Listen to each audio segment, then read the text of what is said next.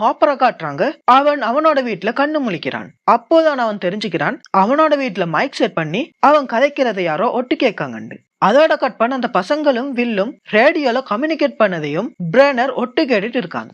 அப்ப பிரேனரோட ஆளுங்க school AV ரூமுக்கு வந்து ரேடியோ பிளாஸ்ட் ஆகி இருக்கிறதையும் பார்த்துட்டு போறாங்க. அப்புறம் நான்சியும் ஜோனத்தனும் அந்த மிருகம் எங்கெல்லாம் வருதுன்னு நோட் பண்ணி அதை கொல்லணும்னு பிளான் பண்றாங்க. அப்படியே அந்த பசங்க அவங்க சயின்ஸ் டீச்சர் கிட்ட அப்சைட் டவுனை பத்தி கேட்டுக்கிட்டு இருக்காங்க. அப்போ அவரும் அதை பத்தி பசங்களுக்கு கிளியரா எக்ஸ்பிளைன் பண்றாரு. அப்புறம் மைக் அதை போய் லெவன் கிட்ட எக்ஸ்பிளைன் பண்றான். ஆனா லெவனுக்கு ஒண்ணுமே புரியல.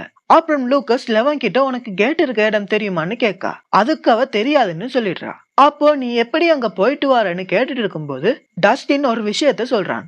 என்னண்டா, அந்த டைம்ல எந்த ஒரு காம்பஸும் சரியா நார்த் டிரெக்ஷனை காமிக்க மாட்டேங்குது. அப்சைட் டவுனோட கேட்டை ஓபன் பண்ண நிறைய எனர்ஜி வேணும்னு அவங்க சயின்ஸ் டீச்சர் சொல்லியிருப்பாரு. சோ காம்பஸ்ல பேட்டரி இருக்காது. அது நேச்சுரல் கிராவிட்டியை தான் பாயிண்ட் பண்ணும். சோ இப்போ எல்லா காம்பஸும் அதிக கிராவிட்டி உள்ள திசையைத்தான் காமிக்குது. அதை ஃபாலோ பண்ணா கேட்டை கண்டுபிடிச்சிடலாம்னு சொல்றான். அப்புறம் ஸ்டீவை காட்டுறாங்க. இவன் நான்சி கிட்ட போய் பார்பராக்காக சாரி கேட்டுட்டு டேட்க்கு கூப்பிடுறா. அப்போ நான்சி ஜோனத்தன் கூட போகணும்னு வர முடியாதுன்னு சொல்லிடுறா. அப்புறம் நான்சியும் ஜோனத்தனும் சேர்ந்து ஷூட் பண்ண ட்ரைனிங் எடுத்துட்டு இருக்காங்க. அப்போ ஜோனத்தனால சரியா எய்ம் வச்சு ஷூட் பண்ண முடியல. ஆனா நான்சி டார்கெட்டை கரெக்டா ஷூட் பண்றா. அப்புறம் அந்த பசங்களை காட்டுறாங்க. அவங்க அந்த காம்பஸை ஃபாலோ பண்ணி போயிட்டு இருக்காங்க. அதே சமயம் ஜோனத்தனும் நான்சியும் கூட வெப்பன்ஸ் எல்லாம் எடுத்துக்கிட்டு அந்த மிருகத்தை தேடிக்கிட்டு போறாங்க. அப்போ ஜோனத்தன் நான்சி கிட்ட நீயா இல்லன்னு சொல்றான். அப்போ நான்சி நான் நானாகத்தான் இருக்கேன்னு ஜோனத்தன் கூட ஆர்கியூ பண்றான். அப்புறம் அந்த பசங்க காம்பஸை ஃபாலோ பண்ணி ஆரம்பிச்ச இடத்துக்கே வந்திருப்பாங்க.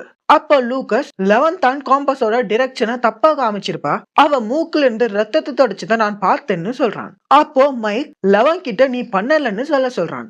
அப்போ லெவன் தயங்கிக்கிட்டு கேட் ரொம்ப ஆபத்தானதுன்னு சொல்றா. அதனாலதான் அவ டிரெக்ஷனை தப்பா காட்ட வச்சிருப்பா.